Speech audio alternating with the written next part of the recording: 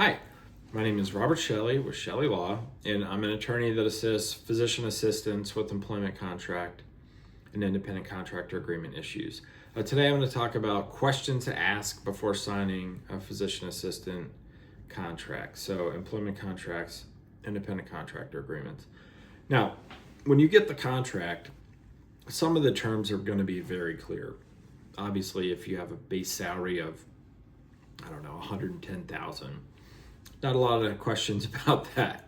If it's clear in the contract, you shouldn't have to do any follow-ups. But when I review a contract with the PA, there are many terms that aren't spelled out in the contract and that do need clarified.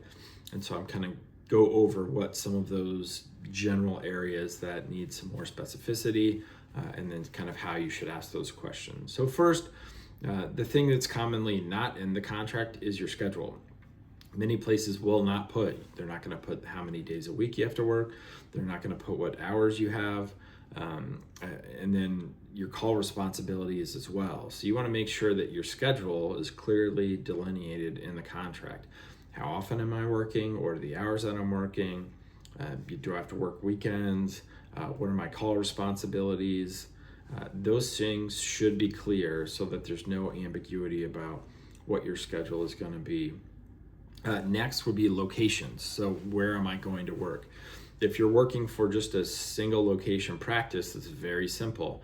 However, if you're working for an organization that has many clinics throughout the area, you want to know, all right, where am I going to be? And then you want language in there that says if they want me to work in a different clinic or even fill in at a different clinic, that you have to give some kind of mutual agreement in order to make that change. Nobody wants to expect that they're going to work at a clinic a mile or two away from their house, and then a month in they say, you know what, we'd like you to work in somewhere 30 miles away. That's that's a bad surprise for any PA. So make sure there's language that says it's up to you if you want to agree to some kind of change in your schedule or the location. Some other ambiguous terms. When it comes to compensation, generally it's just around bonuses. So meaning if you're paid some kind of productivity bonus, maybe via RVUs or net collections, many times the contract doesn't say when you will be paid these bonuses. It may say, oh, we'll calculate it monthly or quarterly, but it won't specify when you specifically will be paid. You want language in there that says if you earn the bonus, it will be paid regardless of whether you're employed at the time it's paid out or not. I've had plenty of employers who maybe they'll do an annual bonus at the end of the year. The PA gave notice, usually are 60 or 90 days. And then it'll say in the contract, they have to be employed at the time the bonus is paid out. And then the employer will just drag their feet on paying out the bonus, hoping that, the PA leaves before they pay it out, and therefore they get out of having to pay the bonus. You want to be very specific about the language of when your bonus is paid and that you'll still get the bonus even if you're not employed at the time.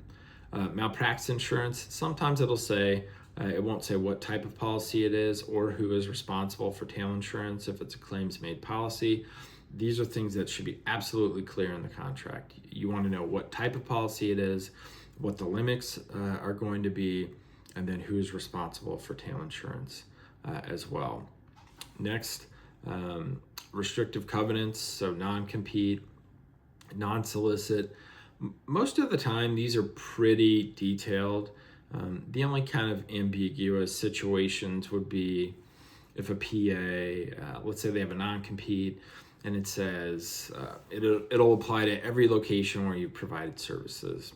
Well, you want to limit that to just your primary practice location, maybe 2 locations. But if it says any, maybe like let's say you're with a clinic that has 10 offices throughout the area, and maybe you filled in an office in year 1 and now you're in year 6. Well, you don't want that non-compete to apply to a place where you haven't worked in 5 years. So you want to make sure that there's some kind of limiting language on, all right, this will apply to multiple locations, but it's only the places where you've worked in, maybe the last 12 months or the last 6 months. That's something that needs to be clear.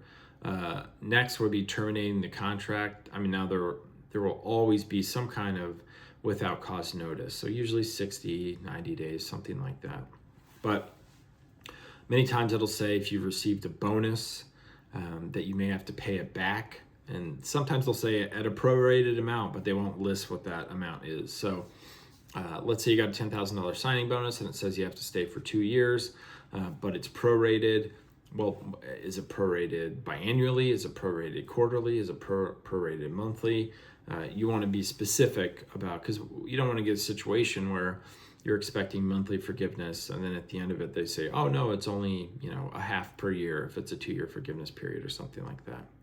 So those are just some things and some questions to ask if there's ambiguity about it in your agreement. If you have any questions about your employment agreement or an independent contractor agreement, feel free to contact my law firm at the information listed below in the description. And I appreciate you watching the video. All right, take care.